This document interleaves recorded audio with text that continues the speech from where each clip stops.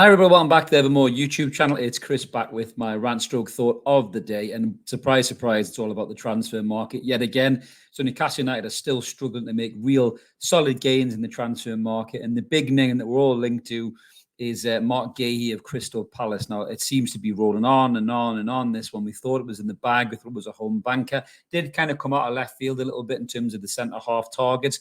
We did talk a little bit about them. I think all content channels covered a little bit of a rumour has it kind of style video about him, just because it was a name thrown out there. But we never really thought Newcastle were really going to go in for this player, especially after his heightened performances for England in the summer, which has kind of led me to do this video as well, to be honest with you. So you've all seen it now. I've talked about the Crystal Palace owner in the kind of description of the video and the thumbnail of the video. Now, you might think I'm being a bit harsher, but Steve Parish kind of pisses me off a little bit. He's one of them gobshite owners that craves the microphone, a little bit like Sir Jim Twatcliffe at Manchester United, just not as unlikable, I suppose. But Sky Sports love Steve Parish. He's a bit of a media darling for them. So any chance to get to talk to him, Neville and Carragher, and that loves shoving a microphone in front of his plastic wax melted face and his perfectly sculpted bonnet. I'm only jealous because I'm follically challenged. That's why I wore my cap today, because even talking about Steve Parish's bonnet has given me anxiety about my napper. But anyway, going back to the situation itself.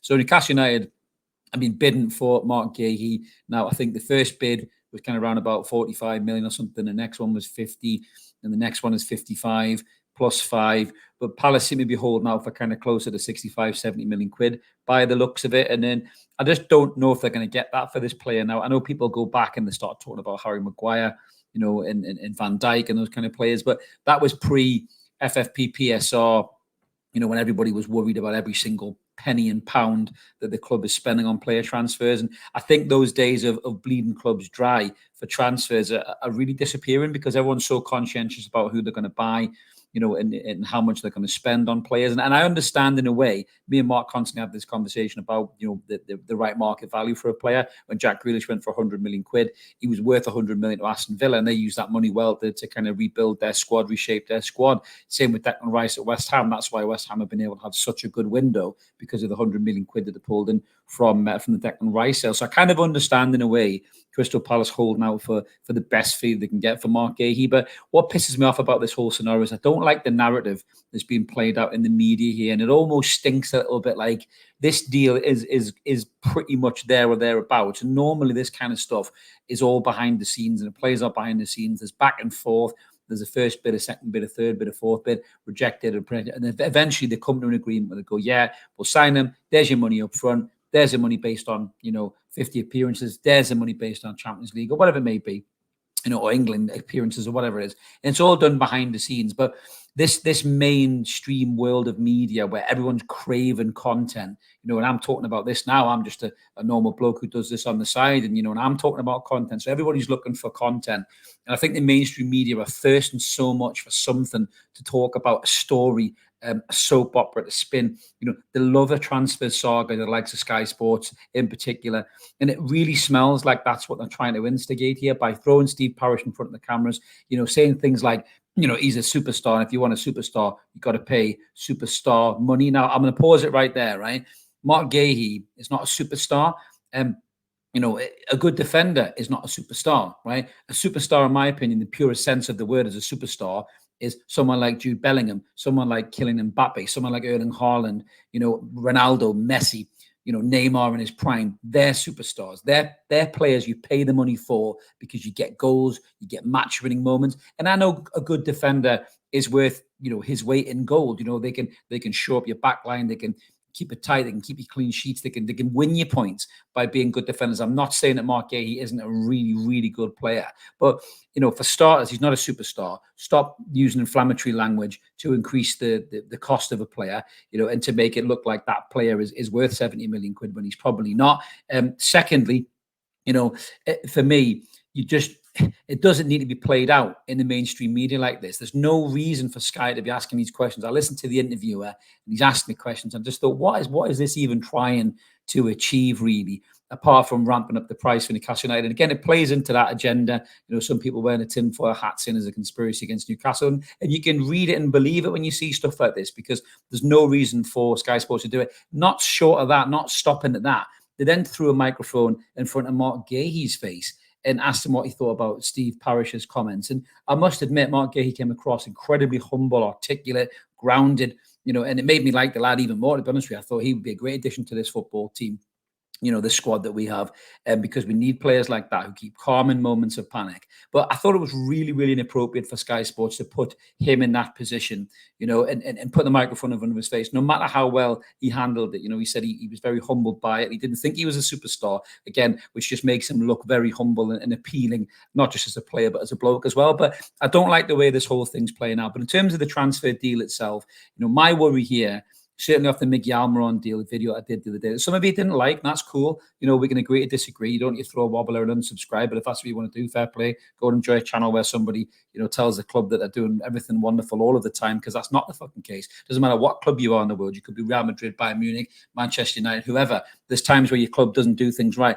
I will always praise the club when they do things right, and I will always criticize them when I think something hasn't been done right. And not getting rid of Miggy Almiron and letting Yankuba Minter go to balance PSR is going to come back and bite us on the arse. I said before, you can clip it. That's exactly what's going to happen. Miggy Almiron will have another shit season and do nothing for this football club, because he's done. He's finished. He's not good enough to keep us in the top 7. We should have sold him way before time. Certainly should sell him this window. There's still 2 weeks left, so Newcastle could still move him on and bring in some quality on that right wing. They need to do it. But my worry is that the board and Eddie Howe think that Miggy Almiron and Jacob Murphy are going to be enough, and I'm sorry, but they're not going to be. And that's all I'm going to say anymore about that. But going back to the Marc Guehi thing, the right centre-back, weirdly enough, probably isn't as important as the right wing, in my opinion, because we're lacking that creativity in the final third. But look at the goals we shipped last season, and you can see the aging back four does need a bit of a replacement. And if you can get a player like Marc Guehi in to inject a bit more youth, a bit more speed, a bit more quality in that back line that's aging, then why not? You can move Fabian Schär over to the left-hand side, or Guehi over to the left-hand side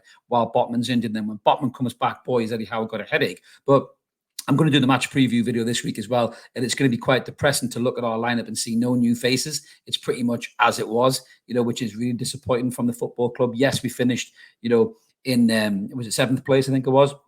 Last season, we should have got European football. We didn't because of Manchester United's cup win, but we didn't get European football. We didn't finish in the top 4. We should be targeting the top 4 this coming season. And without adding quality to this squad, I think that's going to be a real challenge. But in terms of the Guehi deal, we've called this video hard to buy.